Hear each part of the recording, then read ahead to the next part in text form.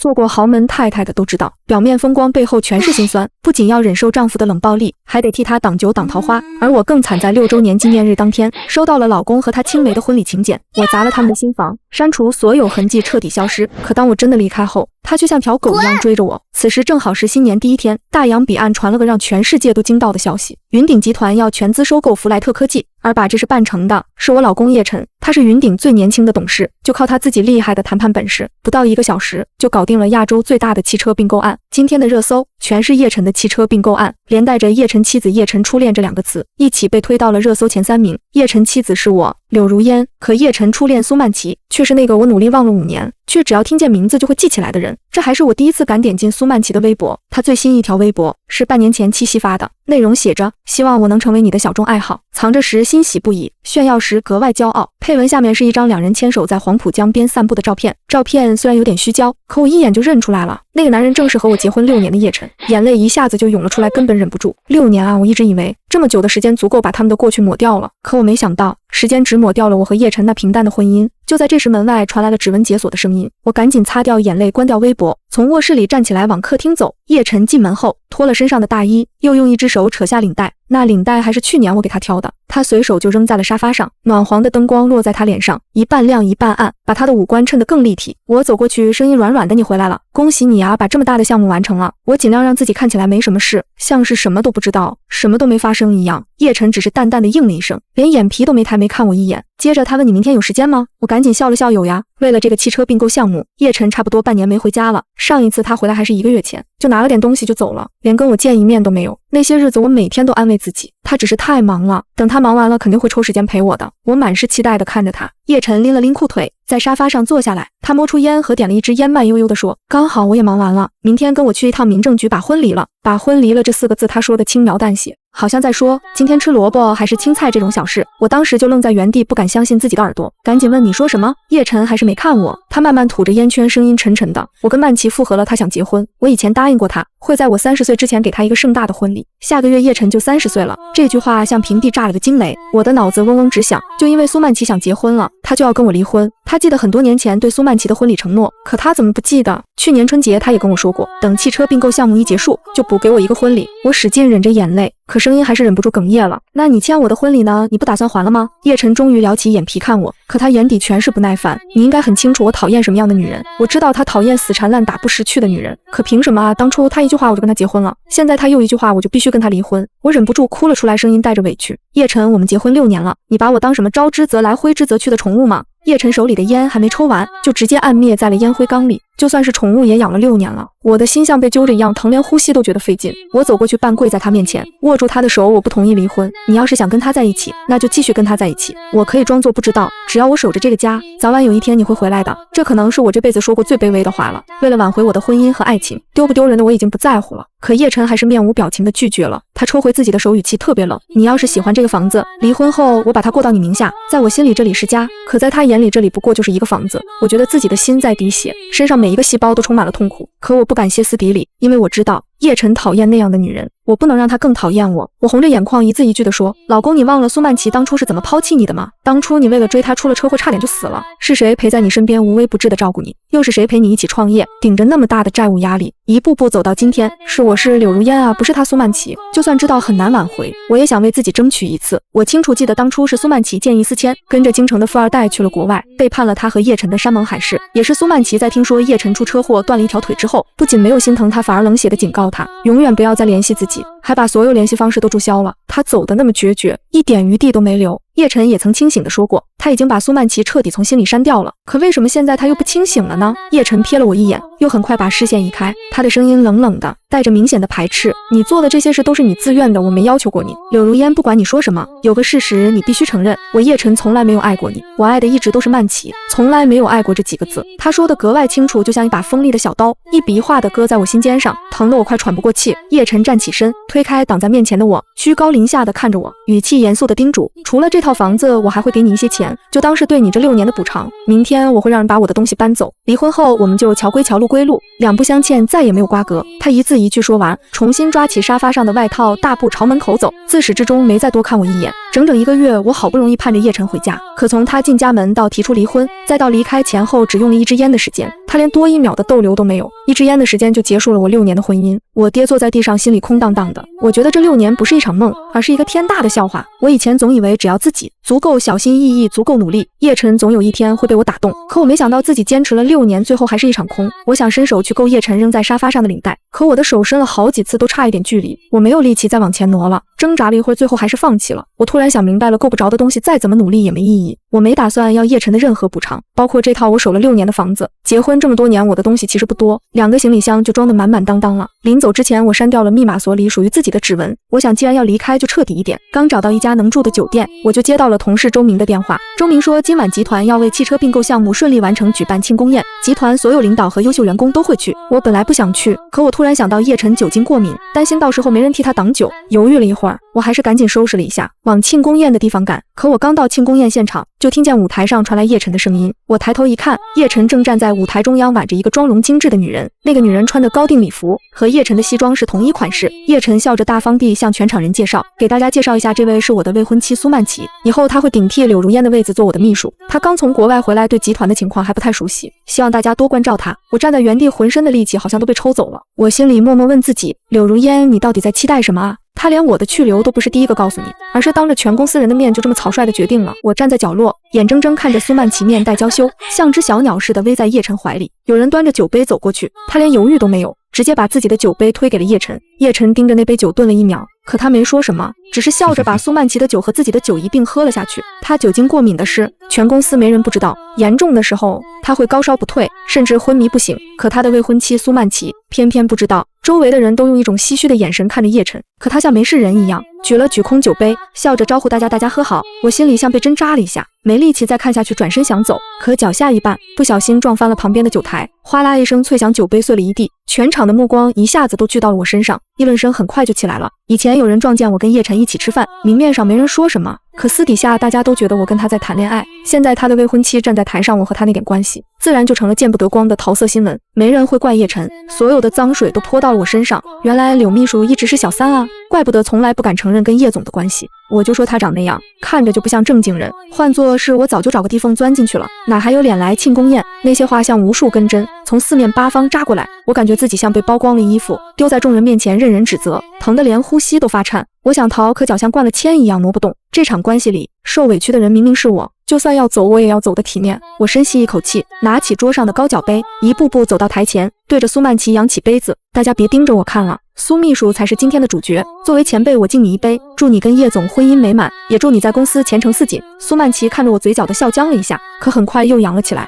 不好意思啊，我在备孕不能喝酒，让我老公替我喝，柳秘书不介意吧？备孕我忍不住勾了勾唇角，把目光移到叶晨脸上，他的脸色已经有点发白了。当然不介意，说起来我还得敬叶总一杯，感谢您6年来对我的照顾。我话音刚落，台下的议论声更响了。他们都知道我入职才3年，怎么会说6年？叶晨脸色沉了下来，凑到我耳边，用只有2个人能听到的声音警告：柳如烟，你想玩什么把戏？好聚好散，你该得的都会有。要是敢闹，我保证你什么都捞不着。我该得的是6年的青春，是一场被辜负的婚姻，还是现在这场全网的唾骂？我冷笑一声，没接他的话，只是盯着他的手。他已经开始不由自主地挠耳朵下面，接着是喉结，再到锁骨。很快他冷白的皮肤上就晕开了大片的红，那是过敏发作的样子。别忘了明天的约定。叶晨显然不舒服，丢下这句话就挽着苏曼琪往后台走。我在角落的椅子上坐下，眼睛死死盯着他们离开的方向。我已经蠢了6年，那就再蠢最后一次吧。为了能跟他一起去医院，我拿起桌上的白酒，拧开盖子，一口气灌了1斤多，酒精烧得喉咙发疼，脑子很快就迷糊了。恍惚中，我好像看到叶晨朝我走过来，我伸出手想抱抱他，可手却扑了个空，整个人重重摔在地上。再次醒来时，我躺在医院的病床上，旁边没有叶晨的影子。同事说我因为酒精摄入过量，被送到医院洗胃了。送我来的是项目总监林晨阳，他见我醒了，忍不住叹口气：柳如烟，你这又是何苦呢？你眼里全是他，可你有没有想过，他的眼里心里从来都只有别人，你为什么不回头看看，看看还有人把你当成全世界啊？林晨阳喜欢我，是全公司心照不宣的秘密，好像只有我自己假装不知道。我不是没感觉，只是没力气去面对。林总监，你的心意我明白，可我现在就是气妇，不值得你浪费时间。谢谢你送我来医院，等我回家就把医药费转给你。说完，我挣扎着想坐起来，可浑身一点力气都没有，刚撑起身子又重重跌了回去。林晨阳反应很快，伸手接住了我，就在这时，病房的门砰的一声被推开，叶晨的声音带着怒火猛地传了进来：“你们在干什么？”我本能的想躲开林晨阳的手，可脑子里突然闪过苏曼琪挽着叶晨依偎在他怀里的画面，他能那样坦然地站着他，我为什么要躲？最后我没挣开，任由林晨阳把我扶回病床上。下一秒，叶晨大步冲过来，猛地推开林晨阳，他攥住我的手腕，力道大的几乎要捏碎我的骨头。转头对着林晨阳厉声警告：“林总监是不知道他是有妇之夫吗？这么思想守守，未免太不把她丈夫放在眼里了吧？”我愣了一下，他明明都当着全公司的面说苏曼琪是他未婚妻了，怎么现在又提丈夫这两个字？林晨阳和叶晨以前是大学室友，以前关系很好，后来因为林晨阳喜欢我，可我却嫁给了根本不爱我的叶晨，两人关系才慢慢远了。就算现在在同一家公司，也只维持着表面的客气。林晨阳喜欢我，叶晨一直都知道，以前他大概是觉得我太安分，给了他足够的安全感，从来没怀疑过我和林晨阳。现在他都要跟苏曼琪在一起了，按理说该更无所谓才对，怎么突然跑来管这些？我张了张嘴想说话，林晨阳却先开了口：“她的丈夫谁啊？你吗？可我没记错，你今天刚当着全公司宣布你是苏曼琪的未婚夫。”叶晨舌头顶了顶腮帮子，脸上露出轻蔑的笑：“你也知道是未婚夫？林总监，我知道你觊觎我老婆很久了，但我跟她还没离婚呢，你这么着急是不是太难看了？”林晨阳没他那么能装，当即绷不住了。我跟如烟轻轻拜拜，你别在这儿含血喷人。你说这话之前先想想你自己，我在着急能有你急？还没跟如烟离婚就已经抱着别的女人公开认亲了，够了，我实在听不下去，出声喝止，你们都出去。林晨阳看了我一眼，眼底的怒火慢慢软了下来，他松开攥着叶晨的手，叮嘱我好好休息，有事给我打电话。说完就先走出了病房，叶晨却没走，他伸手挣了挣领带，目光轻飘飘落在我苍白的脸上，语气里满是威胁：“柳如烟，别以为我不知道你在想什么，你想利用林晨阳报复我，我告诉你想都别想，你敢跟他走得近，我就让他在汽车圈甚至整个商业界都混不下去，让他一辈子抬不起头，我说到做到。”听到这话，我没有害怕，反而觉得可笑。我冷笑一声看着他：“你是觉得我没能力让苏曼琪在秘书圈混不下去吗？但我至少能让他在云顶抬不起头，你信不信？”叶晨的脸色瞬间变得铁青，他弯腰单手扼住我的下巴，力道让我生疼。柳如烟，你本事见长啊！曼琪的名字是你能随便提的吗？我想保护的人，整个珠三角没人敢动，你要是敢试，后果你承担不起。他灼热的气息喷在我脸上，带着淡淡的烟草味和浓浓的酒香。我忽然想起以前，他每次喝完酒回家跟我纠缠的时候也是这样的味道，可现在我们的身体离得这么近，心却隔着108000里。我盯着他的眼睛，没头没脑地问了一句：“如果是别人动我，你会保护我吗？”叶晨皱了皱眉，显然没料到我会这么问。他沉默了一瞬，眼神又恢复了之前的漠然：“你还是让你的林晨阳哥哥来保护你吧。”说完，他直起身，用指腹擦了擦刚才捏过我下巴的手，好像碰了什么脏东西一样。接着他转身就走，没再看我一眼。我看着他的背影，才发现他脖子上的红晕早就退了，看来他没什么事，根本没到酒精中毒的地步。他既然没事来医院做什么？就为了警告我不让我跟林晨阳走近。我闭了闭眼，心里像被什么东西堵得又闷又疼。第二天一早我去公司拿我的私人物品，可一进办公室我就愣了，我的东西全没了，桌上柜子里全换成了粉色的摆件和文件，一看就是苏曼琪的。我掏出手机想给叶晨打电话问清楚，刚按亮屏幕，苏曼琪就走了进来，语气漫不经心，像在说一件小事。啊，柳秘书是回来拿东西的吗？真是不好意思，我以为你不要这些了，就让人扔去垃圾站了。扔了我所有的委屈和愤怒一下子都爆发了，我冲上前一把推开他。你明知道那里面有我妈留下的唯一一张照片，苏曼琪，你怎么伤害叶晨，怎么欺负我，我都能忍，但你要是把我妈的照片弄丢了，我一定跟你没完。说完我没再看他，转身就往门外冲，刚到门口就迎面撞上了叶晨。我没心思跟他说话，甚至没看他一眼，径直绕开他跑了出去。我没看见我走后，苏曼琪立马躺在了地上，捂着胳膊龇牙咧嘴，装出一副很疼的样子。曼琪叶晨见状，赶紧跑过去把他扶起来，语气里满是紧张。苏曼琪抬起头，眼睛红红的，你别怪如烟，她也不是故意的，说到底是我对不起她，是我抢了她的位置。叶晨眯了眯眼，语气冷了下来，放心，我会让她给你道歉。我从公司楼下的垃圾箱开始找，一直找到附近最大的垃圾处理站，从太阳升起找到天黑，手上被尖锐的东西划了好几个口子，渗出血珠，可妈妈的遗像还是没找到。看着手上大大小小的伤口，我再也绷不住，扑通一声跪在垃圾堆前放声痛哭。那些积攒了6年的委屈、不甘和绝望，全在这一刻涌了出来。不知道哭了多久，身后传来轻轻的脚步声，我回头看见林晨阳站在那里，手里还拿着一件外套。他没说话，就那样安静地站着等我哭够，直到我再也流不出眼泪，他才沉声问：你真的那么爱他吗？爱到不惜牺牲自己的一切，甘愿做他生命里的尘埃？眼泪干了，我的心也彻底凉了。我沉默了很久，慢慢摇了摇头，声音哑得像砂纸摩擦。不爱了，我终于想通了，我爱的从来不是这6年里那个冷漠自私的叶晨，我爱的是青春期时在我灰暗生活里投下一束光的叶晨学长，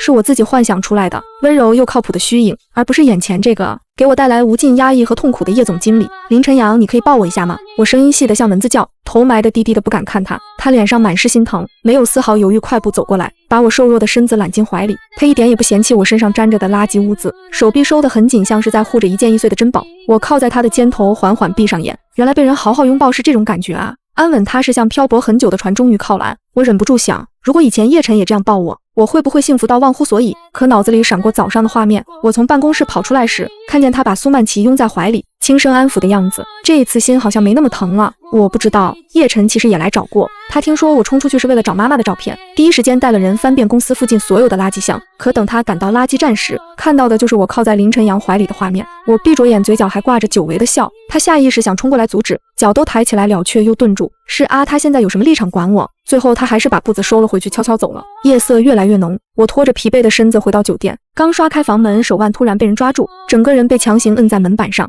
我吓得浑身一僵，正要尖叫喊救命，耳边传来那个熟悉又冰冷的声音：你就这么迫不及待对别的男人投怀送抱？柳如烟，你欲望挺大啊，是我这6年给你的太少了是吗？他的话像针一样扎在我心上，没等我反应，他低头就攫住我的唇，吻得又凶又狠。那些粗暴的吻从我的唇周蔓延到颈窝，带着不容抗拒的侵略性。我彻底懵了，拼命推着他手脚乱踢。你别碰我，我嫌脏，我都没嫌你跟过别的男人，你有什么资格嫌我脏？我被他狠狠丢在床上，他俯身压下来，力气大的让我根本没法挣扎。就在他堵住我的嘴要彻底失控的时候，他西裤口袋里的手机突然响了。亲爱的，徐总接电话啦。是苏曼琪清甜的声音，那是他专门为他设的专属铃声，像一盆冰水从头顶浇下，屋里的燥热瞬间消失。叶晨动作一顿，立马放开我，翻身下床接电话。不知道电话那头说了什么，他脸色一下子变了，一边手忙脚乱地穿衣服，一边急着说我马上来。话音刚落，他抓起外套，砰的一声摔门而出，连看都没看我一眼，满屋子的狼藉和荒唐，最后还是只剩下我一个人。苏曼琪说自己差点被人侮辱了，对方是谁还没查清楚，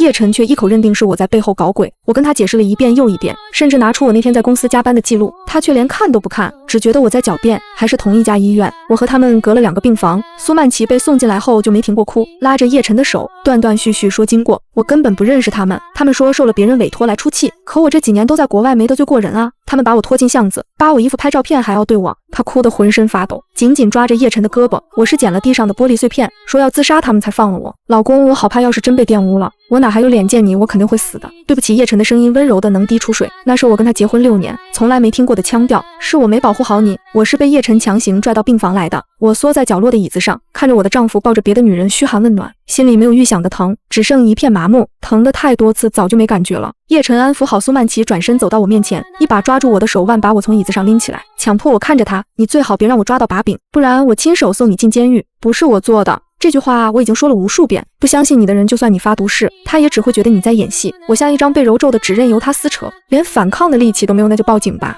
我轻声说，既然没人信我，不如交给警察查是非黑白，总能分清。可我话音刚落，病床上的苏曼琪就急忙开口，不要报警。她眼神闪了一下，声音带着哭腔，一旦报警，全公司都会知道我被欺负了，我以后还怎么在公司待？而且我在国内也没仇人，要是真的是熟人做的，我也不想他被警察调查。他特意把熟人2个字说得很重，还朝我看了一眼，那点小心思明眼人都看得出来。我低下头忍不住笑了，苏曼琪却把话头转向我，如烟，咱们从小一起长大，要是没喜欢上同一个男人，现在还是好闺蜜，不管你怎么看我，就算你真做了对不起我的事，我也不会怪你。我简直不敢相信自己的耳朵，他怎么能这么冠冕堂皇的给我泼脏水？不好意思，我没你大度，我会怪你。我抬起头，嘴角的嘲讽藏都藏不住，你抢我男人，毁我婚姻，我这辈子都恨你。啪，一记响亮的耳光狠狠甩在我脸上，耳朵里瞬间嗡的一声，什么都听不清了。我看见叶晨指着我，脸色铁青的吼着什么，大概是警告我别再伤害苏曼琪。等我终于能听清声音时，只听见他说，柳如烟，好聚好散，别让我恶心你。哦，我冷漠的应了一个字，推开他的手，转身走出病房。林晨阳早就等在门外了，他看见我脸上的红印，立马急了，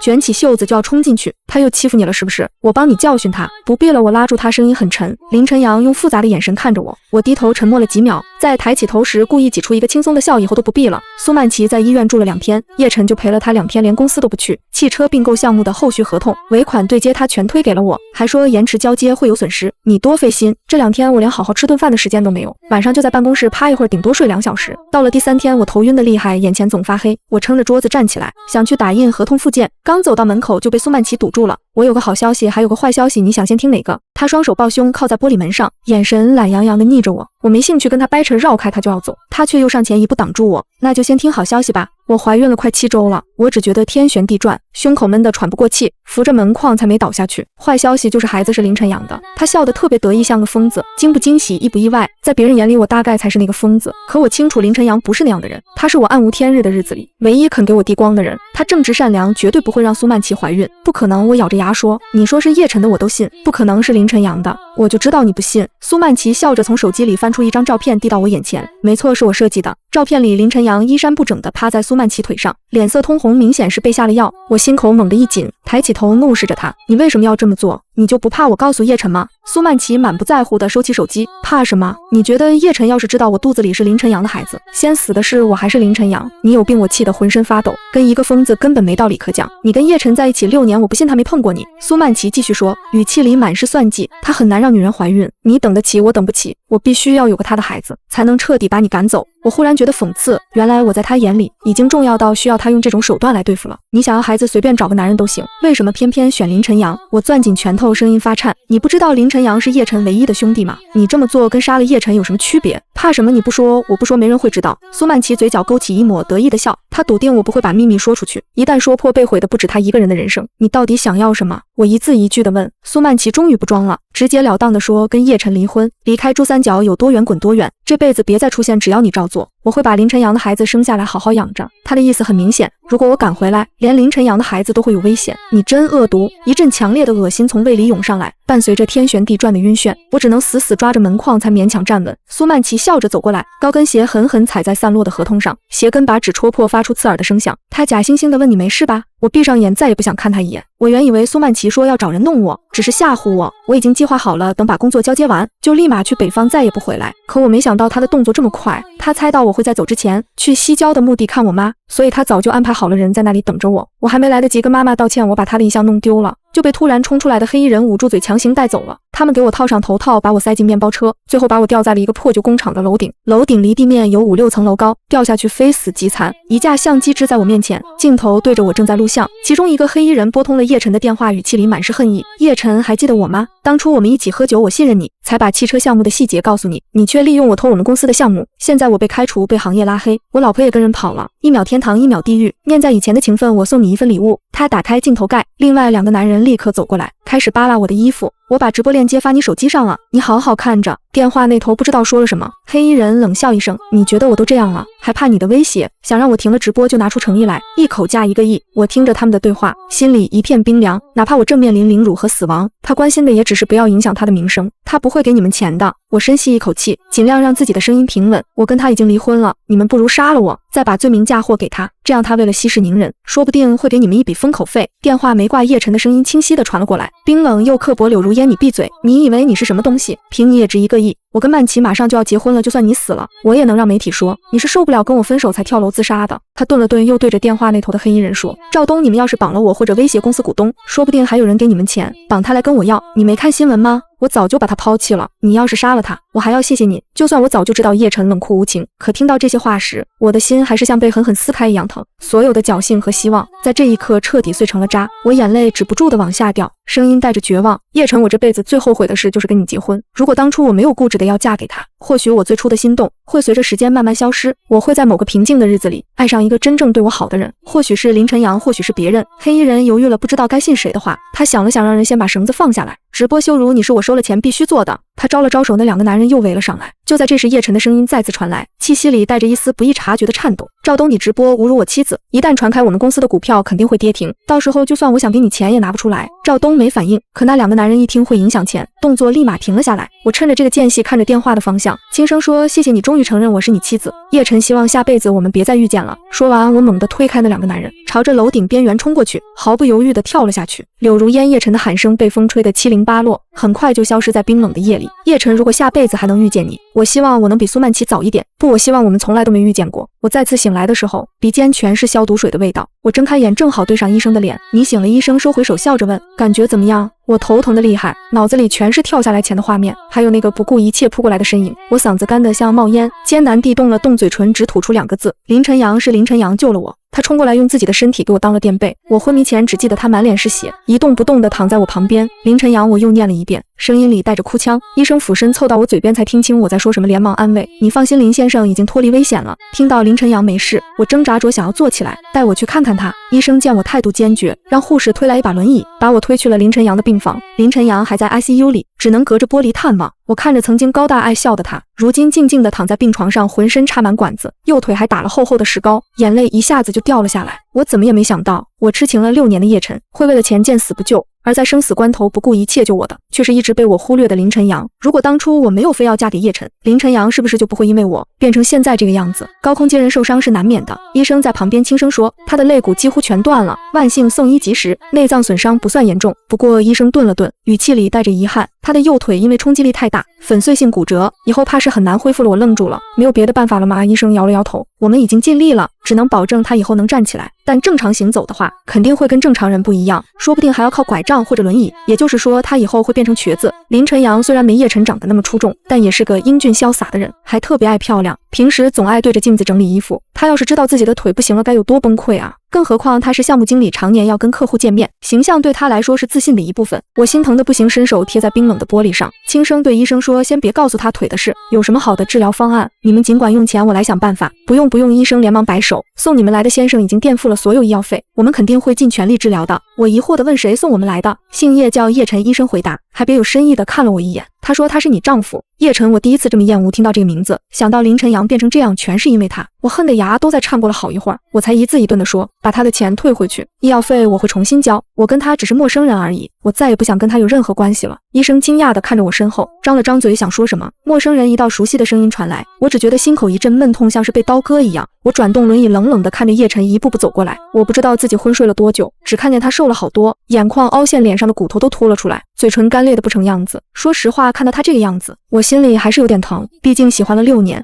感情不是说没就没的。可一想到他做过的那些事，那点心疼就变成了讽刺。他不缺人心疼，苏曼琪会好好疼他，可谁来心疼我，谁来心疼林晨阳？叶晨走到我面前，看着我毫无波澜的眼睛，眼神里满是恍惚。他大概也想起了以前吧，以前我一看见他眼里就会有光，可现在我的眼里只有死水一样的冷漠。他忍着喉咙里的色意，轻声问我什么时候成了陌生人。我挑了挑眉，语气里带着挑衅和讽刺，前任就该跟死了一样，不说是陌生人，难道要说人鬼殊途？养一条狗6年，狗都会对人摇尾巴，可我对他掏心掏肺6年，却连他的一句真心都没换来。陌生人都不会在我被绑架的时候还在旁边拱火吧？叶晨看着我疏淡的眉眼，心里忽然慌了，他张了张嘴想解释如烟，我们没那么熟，你还是叫我柳小姐吧。我打断他，目光锐利地看着他，叶先生，我很想知道，我妈的墓地没几个人知道，那些人怎么会知道我那天会去，还提前在那里埋伏？说完这句话，我再也没看他一眼，转动轮椅径直往前走去。我们擦身而过的时候，我冷声道，别再出现在林晨阳面前，我不希望他醒了之后看到你这种人，脏了他的眼。叶晨垂在身侧的手死死攥紧，指节都泛了白，他没再追上来，转身大步离开了医院。当天晚上，叶晨有一场应酬，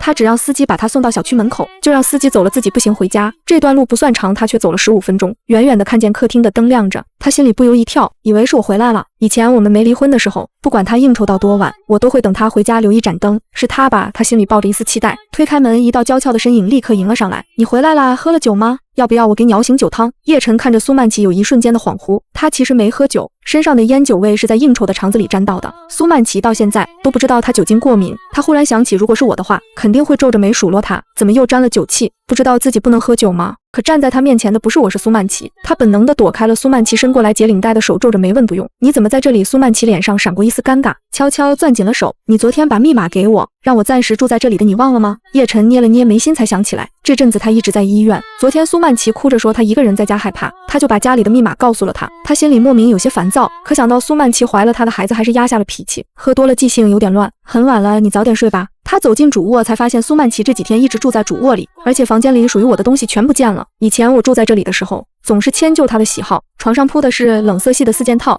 卧室里的摆件也都是简单大方的款式，唯一特别的就是床头灯架上那对亲吻的小娃娃，那是我结婚1周年的时候亲手做的。可现在房间里摆满了各种各样的干花，一进门就闻到一股刺鼻的香味，差点让他呛到。他瞥了一眼跟进来的苏曼琪，问屋里的东西呢？苏曼琪眼神一缩，小声说，我觉得那些东西太冷清了，就丢了。他见叶晨脸色不好，眼泪立刻就掉了下来。我知道陈延清出事，你心里内疚，可我看见那些东西，就会想起他找男人害我的事。后面的话他没说完，却故意引导叶晨想起我害他的事。叶晨果然皱了皱眉，语气又软了下来，丢了就丢了吧，没事。我身上有烟酒味，怕熏到孩子，我去客卧睡。他转身去了客卧，洗完澡出来想找套家居服，却发现衣帽间里没有。他下意识地拿出手机，拨通了那个烂熟于心的号码。柳如烟，我灰色的那套家居服你收哪里去了？电话那头沉默了几秒，传来我愤怒的声音：你有病！叶晨这才猛地反应过来，他跟我已经离婚了，可这个家里处处都是我的影子，他心里像是被剜掉了一块，疼得他忍不住发抖。一晃半个月过去了，林晨阳已经醒了，虽然还不能下地走路，但已经从 ICU 转到了普通病房，能正常吃饭说话了。这半个月里我什么都没做，每天都守在他身边，帮他擦手、读新闻、陪他说话。这天我接到了好友李静的电话，他邀请我去参加他的订婚宴。我下意识想拒绝，不仅因为林晨阳离不开人，更因为李静是我和叶晨的共同好友，我怕在他的订婚宴上撞见叶晨，万一控制不住情绪砸了他的场子就不好了。李静大概猜到了我的顾虑，笑着说：你放心，我给你和叶晨都发了请柬，你不在家，叶晨那边倒好，直接给我退回来了。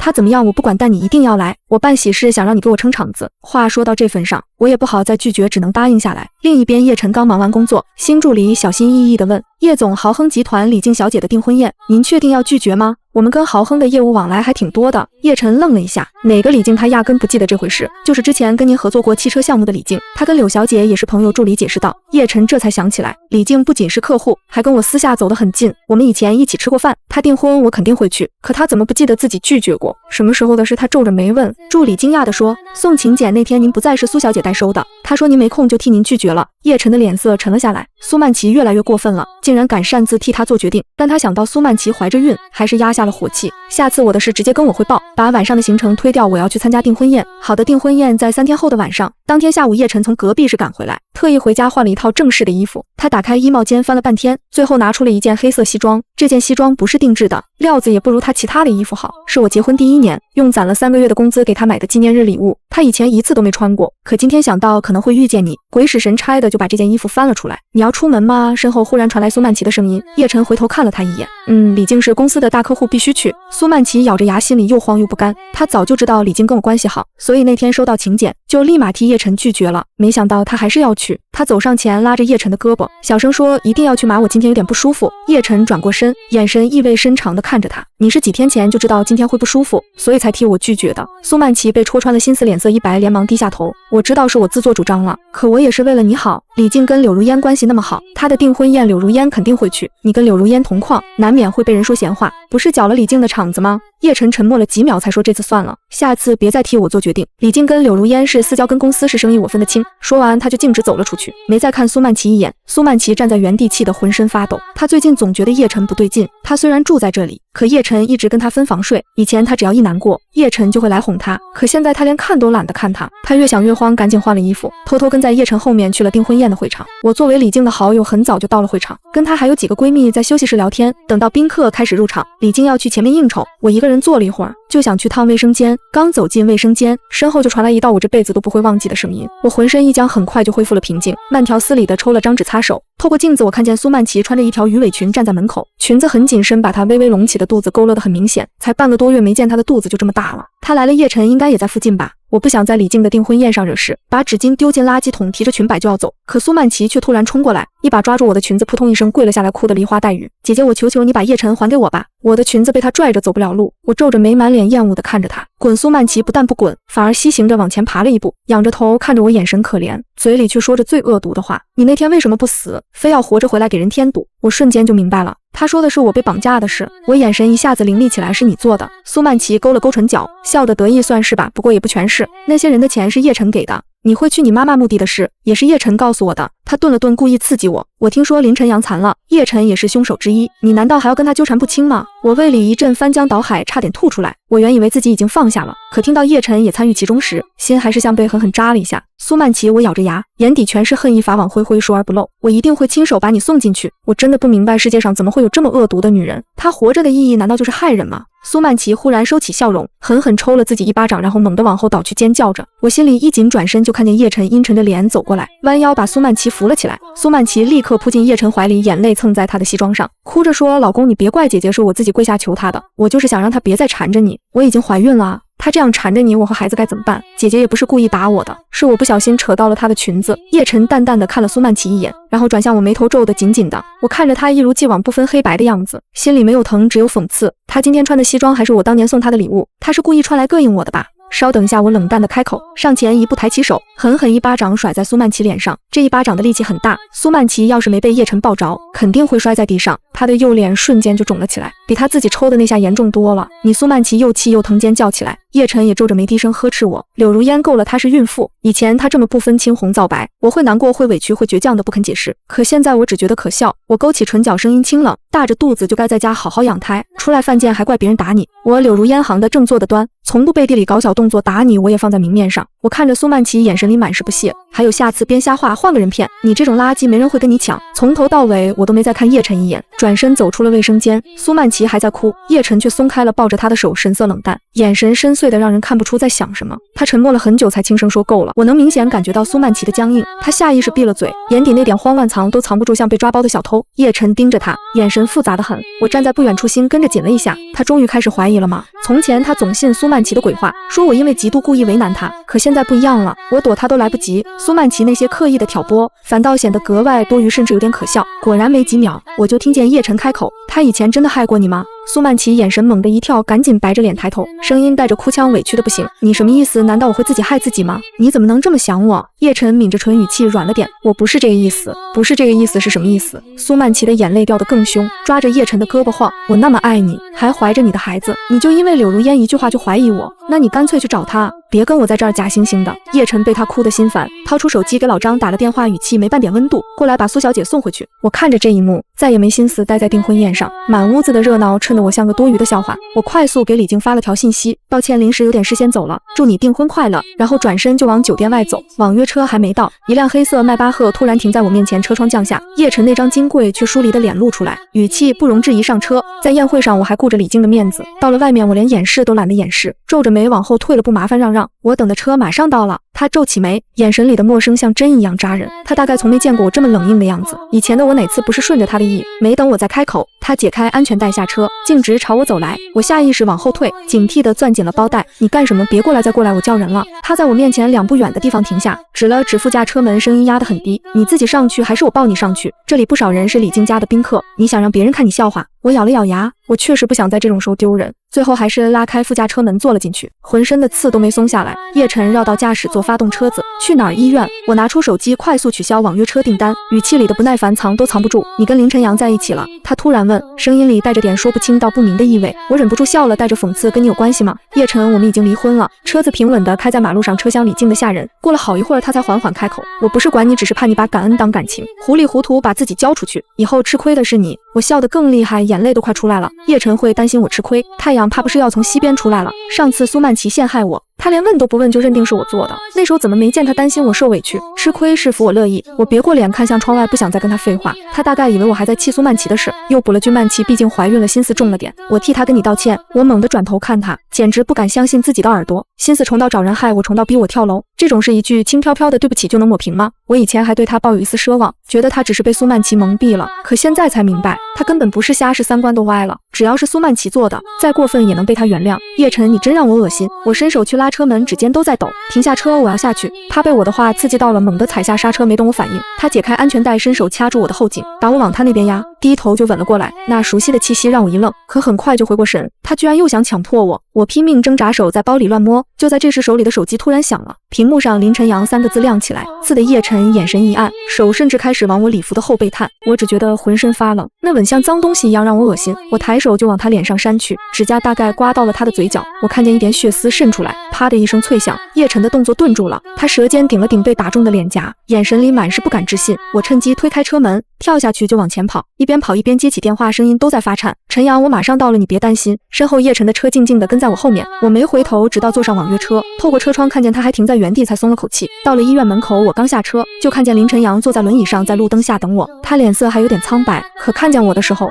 眼睛一下子就亮了，哪还有平时职场上的沉稳模样，像个等着大人回家的小孩。我快步跑过去，蹲在他轮椅旁，忍不住抱怨，医生不是让你好好静养吗？怎么还跑出来了？万一摔了怎么办？他只是笑着伸手替我理了理被风吹乱的头发，没说话，可眼神里的温柔快把我裹住了。到了病房，我去卫生间换了休闲服，卸了妆，出来的时候看见林晨阳还坐在床上发呆，眼神有点沉，不像平时那样爱笑。怎么了？我走过去，在他旁边的椅子上坐下，顺手拿起他放在床头的水杯摸了摸，还是温的。他抬头看我，轻声说：“他刚才跟你一起到的车就停在不远处。”我愣了一下，原来他看见了。我心里说不清是什么滋味，有点麻又有点酸。要是早几个月看见叶晨这么做，我大概会不顾一切的朝他奔过去，觉得他心里还有我。可现在我死过一次才明白，有些东西碎了就是碎了，就算拼起来裂痕也永远都在。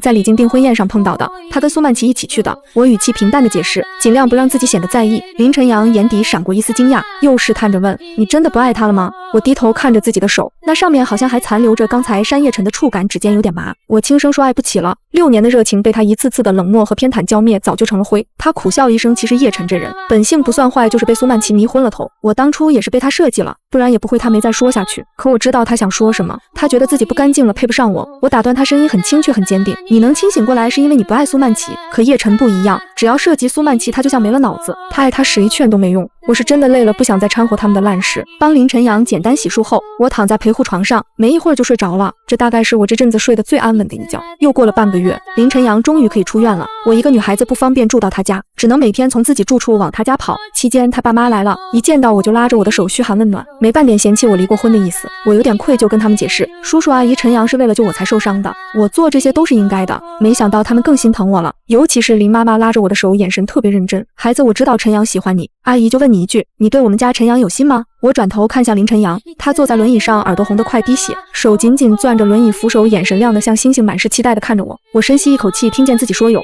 我和林晨阳的婚事就这么定下来了。我家里没什么人，婚姻大事自己就能做主，林家人都很满意。我有时候觉得像在做梦，可慢慢也适应了这个决定。我欠他一条命，更欠他一份真心，这份真心我想用一辈子来还。考虑到他的腿还没好，婚期定在了明年，我们有1年的时间准备。这天我陪他去做复健，回来的时候路过一家婚纱店，林晨阳盯着橱窗里那件白色婚纱，眼睛都挪不开了，笑着说：“我想看你试试这件。”我推着他走进店里，站在雪白的灯光下，突然想起我跟叶晨结婚的时候，他根本不想娶我，连婚礼都没办，婚纱照还是我硬要求拍的。我是婚纱那天，他全程在门口接电话，连眼皮都没抬过一次。最后不耐烦了，还皱着眉问我：“可以走了吗？别耽误我回公司。”如今再站在这里，我忍不住笑自己，当初怎么就有那么大的勇气，顶着他的冷眼坚持了6年，最后也只换来他一颗石头做的心。林晨阳让店员把橱窗里那件镇店之宝拿给我试，又翻起了设计师的图册，认真的很。定制一件吧，虽然贵点，但是合身。拍照、订婚宴、婚礼都要穿不一样的，不能委屈你。我愣了一下，我从来不知道结婚还有这么多流程。当初我跟叶晨就领了个证，连顿像样的饭都没吃，更别说婚纱了。不用这么麻烦吧，随便挑一件现成的就行。我有点不好意思，手指捏着衣角，有点紧张。他却抓着我的手，眼神特别认真。怎么能随便？3媒6聘一场像样的婚礼，亲自把你迎进门，这是我林晨阳该给你的。以前你受的委屈，我都想替你补回来。我看着他真诚的眼睛，心口突然一疼，为曾经那个委屈的自己，也为眼前这个愿意把所有温柔都给我的人。我拿着样品婚纱进了试衣间，刚把拉链拉到一半，就听见隔壁试衣间传来苏曼琪娇滴滴的声音：“老公，这件尺码不对，你再帮我挑几件大的，要你觉得好看的我婚礼上要穿。”我的动作瞬间僵住，他们居然也来试婚纱。苏曼琪还真打算用那个孩子跟叶晨结婚。我犹豫着要不要出去，试衣间的门突然被敲响了，是林晨阳的声音，带着点担心：“好了吗？是不是不舒服？”我深吸一口气，拉好拉链，打开了门。更衣室外有个3面都是镜子的平台，我提着裙摆走出来，见林晨阳盯着我，半天没说话，心里有点慌。不好看吗？是不是太胖了？他回过神，笑着摇头，眼神亮得很。好看，太好看了，你穿这件婚纱像仙女一样。店员也在旁边夸赞，还拿来一条银色丝带帮我系在腰上，在后面打了个漂亮的蝴蝶结。我看着镜子里的自己，婚纱上的钻石在灯光下像星河一样，真的很好看。这是我第一次穿的这么漂亮，还有人真心实意的夸我。突然我从镜子里看见门口走进一个高大的身影，是叶晨，他身后跟着几个捧着婚纱的店员。刚进门就愣住了，眼神直直的盯着我，像被定在了原地。我们的目光隔着镜子交汇，空气都好像凝固了。我能看见他眼底的震惊和痛，可我心里没什么波澜，只是觉得平静。是他先放弃我的，现在这一切都是他应得的。还是林晨阳先开口打破了沉默：“喜欢就留下，让店员尽快改好尺寸，拍照要用。”我收回视线，点点头好。没等我转身回去换衣服，叶晨已经走了过来，声音沙哑的厉害：“你们要结婚了？”我抬眼看向他，下意识往林晨阳身边靠了靠，手紧紧扶住轮椅扶手，清晰的说是。他盯着我身上的婚纱，眼神沉痛的像丢了什么重要的东西。我以前看他这样会忍不住心软，觉得自己是不是做错了，可现在我只觉得淡然。他早就把我推开了，现在的难过又有什么意义？恭喜他说，声音轻得像风。这次接话的是林晨阳，他笑得温和，眼神却很冷。也恭喜你，他扫了一眼叶晨身后捧着婚纱的店员，语气里的讽刺藏都藏不住。他都要跟苏曼琪结婚了，怎么还一副被人背叛的样子？老公你来了。苏曼琪从另一边的试衣间走出来，看见我们愣了一下，然后快步上前，战友似的挽住叶晨的胳膊，笑眯眯地说：好巧啊，你们也来试婚纱。我看向他的肚子已经有点显怀了，他还真打算把这个谎言演到底。苏曼琪盯着我身上的婚纱，晃了晃叶晨的胳膊，声音甜得发腻。老公，我也想要这件。姐姐你身材好，穿什么都好看，你把这件让给我好不好？就当我求你了。他嘴上说着求人的话，眼底却全是挑衅，像笃定我会让一样。店员在旁边小声提醒：不好意思，苏小姐，这件婚纱是定制孤品，只有这一件。苏曼琪却不依不饶，抓着叶晨的胳膊摇：我就要这件嘛。老公，你帮我跟姐姐说说吗？叶晨看向我和林晨阳交握的手，眼神淡漠的像在看陌生人。这件婚纱多少钱？我出3倍，你把它让给我们。我愣住了，随即觉得可笑。他根本不是想要婚纱，是见不得我好。在他眼里，我大概连穿一件喜欢的婚纱都不配，连拥有一点幸福都不行。我以前对这件婚纱没什么执念，可现在一股不甘涌了上来。我看着他挺直脊背，声音清冷：不是什么东西都能让的，能让出去的都是不重要的。这件婚纱你出100倍也不行。说完，我转身回试衣间换了衣服，把婚纱递给店员，语气很坚定：麻烦尽快改好，我下周拍婚纱照要用。回去的路上，我和林晨阳都没说话。我把他送回家，自己回了住处。晚上，我本来想去找林晨阳，跟他说苏曼琪孩子的事。那个孩子是他的，苏曼琪肯定不会生下来。万一到时候嫁祸给我们就麻烦了。可我刚拉开门，一道黑影就扑了过来，把我压在墙上。熟悉的松香混着浓重的酒味扑面而来，是叶晨。叶晨，你干什么？你疯了！我拼命挣扎，他明明酒精过敏，居然喝这么多。我伸手摸他的脖子，果然滚烫的吓人。他却把我的动作当成了勾引，低头就想吻我。我挣脱不开，抬手往他脸上扇去，指甲刮过他的领口，留下一道红痕。他锁骨处传来一阵刺痛，反而更凶了。抓住我的手摁在墙上，声音嘶哑：不要嫁给林晨阳。我忍着疼跟他对视，他眼底红得吓人，满是偏执的疯狂。我觉得可笑，不嫁给林晨阳，给你当小三吗？叶晨，你少借酒装疯，离婚是你提的，你要娶苏曼琪也是真的，现在又来纠缠我，凭什么你在关心我？他笃定地说，语气里带着一丝不易察觉的委屈，像个被抢走玩具的孩子。我简直要气笑了，我是怕你死在我门口晦气。他喘了口气，又说，我不会让你当小三，我跟苏曼琪分了，我们重新开始好不好？我再也忍不住，用力把自己的手抽回来，又扇了他一巴掌，声音都在抖：叶晨，你见不见？这一巴掌好像打醒了他。他愣了一下，我看见他眼底闪过一丝痛苦，他以前也这么打过我，现在终于尝到这种疼了吗？对不起。他突然软了下来，抱着我不肯松手，声音里满是悔意。我知道我以前混蛋对你不好，对不起，我给你道歉，只求你不要嫁给林晨阳。你不爱他对不对？我怒极反笑，我不爱他难道爱你？爱你有什么好下场？结婚6年，你说出轨就出轨，我被人绑架你见死不救，现在要结婚了还来纠缠前妻。叶晨，你就是个彻头彻尾的渣男，你但凡能硬气到底，我还能高看你一眼，可你现在这样真不配。他不管我怎么骂，就是不肯松手，固执的抱着我。你别嫁他，再等等我，我会跟苏曼琪了断干净，我会弥补你好不好？我鼻子一酸，眼泪忍不住掉了下来。我靠在他肩膀上，恨自己没出息。我爱了他6年，他从来没为我低过头，现在他这样，我居然还会心疼。可心疼又有什么用？他要娶苏曼琪的时候怎么没想过我？我被苏曼琪逼得跳楼的时候他又在哪？我吸了吸鼻子，声音带着哭腔，却很坚定。叶晨，我们不可能了，这辈子都不可能。你听我一句，苏曼琪不是好人，别再被他骗了。我顿了顿，又补了一句，信不信随你。我只是不想你被人耍得团团转，还帮人数钱，显得我以前眼睛太瞎。说完，我用力推开他，进了屋，砰的一声关上了门，把他的声音和所有的过去都关在了门外。我靠在门后，大口喘着气，眼泪还是忍不住掉下来。这就算是我最后帮他一次了，希望他能有点脑子，别再被苏曼琪骗了。后来我才从林晨阳那里听说，叶晨那天回去后就接到了下属的电话，赵东找到了，可什么都不肯说。他让下属查了赵东的账户，发现赵东近期只有2笔进账，50万和80万。他突然想起苏曼琪之前跟他要过钱，一次说买的限量包，一次说筹备婚礼数目刚好对得上。他以前觉得苏曼琪只是耍点小手段，没放在心上，可现在他想起我说的话，心里开始发慌。他回到别墅的时候，苏曼琪还在等他。他看见叶晨脸上的巴掌印和锁骨上的抓痕，眼神瞬间冷了下来，语气带着质问：你晚上去哪儿了？应酬？他随口应付，转身去厨房倒了杯水，手都在抖。什么应酬能让你被人扇巴掌？苏曼琪不依不饶追到厨房，是去找柳如烟了吧？我就知道。叶晨没理他，状似不经意地问：你之前说买的限量包在哪儿？我怎么没看见？苏曼琪心里一慌，眼神闪烁：在我爸妈家呢，没拿过来，那边放着安全。叶晨没再追问，拿起手机给他转了60万，声音没什么温度。婚礼的钱不够就说别委屈自己。苏曼琪听见转账提示音，眼睛一下子亮了，刚才的怒气全没了，又开始撒娇：老公，我还是想要那件婚纱，你跟柳如烟熟帮我说说好不好？不然我真的会遗憾一辈子的。叶晨抬眼看他，语气平淡好。等苏曼琪上楼后，叶晨去了衣帽间，他翻遍了苏曼琪的包柜，根本没有什么 H 家的限量包。他靠在衣柜门上，脸色白得吓人。他终于明白自己从一开始就掉进了苏曼琪的圈套。第二天，我陪林晨阳做复健的时候，手机突然收到一条转账提醒，840万，转账人是叶晨。我愣了一下，很快反应过来，那件婚纱70万，他说过出100倍，现在给了101倍，刚好是840万。我气笑了，可也不想再跟他们纠缠。我给婚纱店打了个电话，尺寸不用改了，之后有姓叶或者姓苏的来拿那件婚纱，直接让他们拿走就行。本以为这事就过去了，可没2个小时，苏曼琪就找来了。他手里拿着产检本，显然是来医院做产检，特意绕到复健室来恶心我。姐姐，我是来给你道歉的。他笑得得意，晃了晃手里的产检本。昨天看见你穿那件婚纱好看，我实在太喜欢了，就让老公买下来了，你不会介意吧？我心里冷笑，我跟叶晨6年都没从他那拿过这么多钱，现在离婚了反而赚了770万，购买一屋子婚纱了，有什么好介意的？不介意你高兴就好。我面无表情地说，手里还帮林晨阳按着腿，没看他一眼。他一拳打在棉花上，脸色有点难看，又往前凑了凑，声音压低了点，你真要嫁给林晨阳？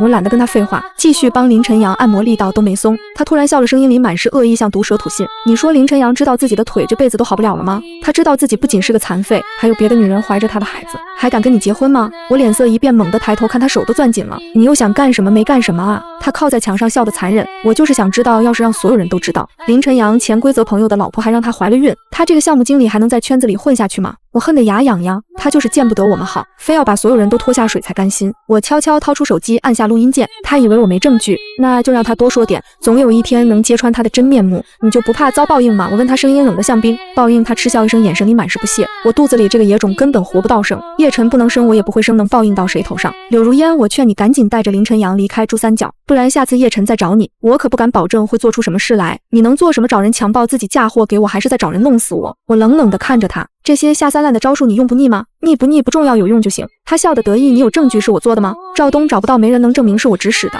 你就算说了也没人信。我确实没有直接证据，可我手里有录音，还有他刚才说的那些话，总能找到破绽。苏曼琪走后，我收起手机，转身想进屋帮林晨阳拿水杯，却看见门缝里有一道熟悉的身影，是林晨阳。他坐在轮椅上，扶着扶手的手指节发白，脸色苍白的吓人，眼神里的痛让我心口一揪，他都听到了。我把录音里涉及林晨阳的内容全删了，只留下苏曼琪承认自导自演算计人的片段，发给了叶晨。非法录音不能当证据，但让他看清枕边人总该有用。我盯着发送成功的提示皱了皱眉，实在想不通叶晨当初怎么会选苏曼琪这种女人。刚揣好手机准备去医院，推开门却撞见林晨阳坐在门边，轮椅停在一旁。他脸色苍白，眼底藏着落寞，却强撑着笑。复健累了出来透透气，刚想敲门你就来了。我看你是想偷懒吧，林先生。我故意逗他，绕到身后推起轮椅，我可没翘过课。林晨阳辩解的功夫，轮椅已经窜了出去。你这是谋杀亲夫，带你体验人生新乐趣，我加快速度。身后传来复健医生的喊声，林晨阳立马倒戈。快点，他按得我腿快断了。轮椅在走廊飞驰，我没回头，却听见林晨阳的笑声里混着抽泣。这个骄傲了一辈子的人，连难过都要藏着。晚上刷朋友圈，我愣住了，原来今天是他生日。从前那6年，我每次都提前半个月准备礼物，却从没等他回过家，连电话都没有。如今离婚了，一句生日快乐倒成了稀罕物。没等我细想，苏曼琪的电话就疯狂打来，拉黑后他换陌生号，接通就是歇斯底里的嘶吼。柳如烟，你满意了？叶晨要跟我取消婚约，还逼我打胎，你和林晨阳那个瘸子都该死。我心里一紧，林晨阳独自在家，苏曼琪疯成这样，怕是要出事。他犹豫再三，还是拨通了叶晨的电话。如烟，你记得我生日？叶晨的声音满是惊喜。柳如烟尴尬应着，生日快乐，这是我今年最好的礼物。叶晨的雀跃让我心头一涩，从前我精心准备的礼物，他连看都不看。我赶紧转移话题，苏曼琪刚才打电话发疯，我怕他找林晨阳麻烦，你知道他在哪吗？电话那头的笑意瞬间消失。别管他，我不会让他伤你。孩子，我试探着问。打了叶晨，语气冷漠，我不会让他怀着我的孩子。我没说孩子是林晨阳的，多一事不如少一事。刚挂电话，林晨阳家保姆的电话就炸了。柳小姐，疯女人砸门，林先生被锁在卧室。我怕电话里传来尖叫，我冲过去时，客厅已一片狼藉。苏曼琪披头散发拍卧室门，林晨阳，你孬种，孩子没了你不敢出来，活该你当一辈子残废。苏曼琪，你够了。柳如烟拉开他，苏曼琪却癫狂笑，你以为叶晨是为你？他公司丢文件是你弄的，他怕你坐牢自己扛了，还设局让我现行。你现在爱林晨阳，那叶晨的一个为你疯，一个为你残，你选谁？这些话像重锤砸在柳如烟心上。直到警察带走苏曼琪，他还没缓过神，收拾好屋子去叫林晨阳，他却冷着脸，你回去把婚约取消，先吃饭。柳如烟固执地推他到餐桌盛饭递筷，林晨阳突然挥手，碗筷摔在地上，瓷片扎破他的手，你嫁我只是可怜我。他红着眼嘶吼，我腿好不了了，你早知道对不对？我不需要你的报恩。我的眼泪砸进饭碗，最初是想赎罪，他为救我废了腿，丢了前程，可相处后才发现，他的好藏在细节里，说服父母接纳我。记得我不吃香菜加班时送热汤，这些温柔是叶晨从未给过的。我没辩解，只是默默掉眼泪，继续吃饭。林晨阳看了几分钟就绷不住，抓着我的手道歉：“我错了，你别哭。”我抽回手起身：“你好好休息。”林晨阳想挽留，手指动了动，终究还是松开了。我漫无目的地走在街上，手机突然响了，医院说叶晨酒精过敏在抢救。手机里只有我的号码，想起苏曼琪说的他为你扛事，我终究没忍心打车去了医院。您是叶太太吧？他没事了，但以后别让他碰酒了。护士的话让我尴尬，我是他前妻。他手机里您备注的是老婆。叶晨晚上才醒，看见我眼底瞬间亮了。你来了，护士说找不到你家人。我递过水医药费8300，记得转我。叶晨的笑容僵住，沉默半晌问：回林晨阳呢？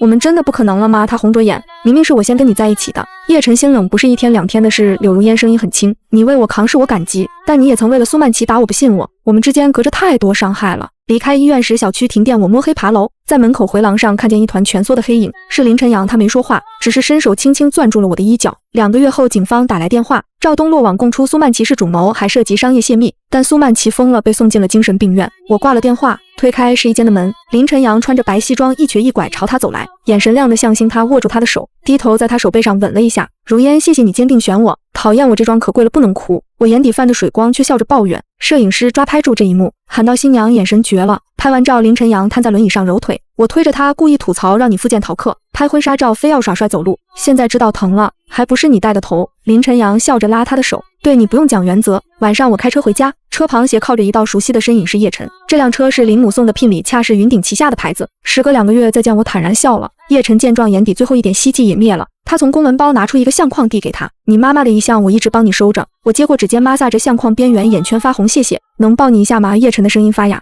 我主动上前，轻轻抱住他的腰，夕阳把两人的影子拉得很长，我能感觉到叶晨背对着他的肩膀在轻轻颤抖。这是我们最后的告别，从此我走向林晨阳给的温柔，他留在过去的遗憾里各自安好。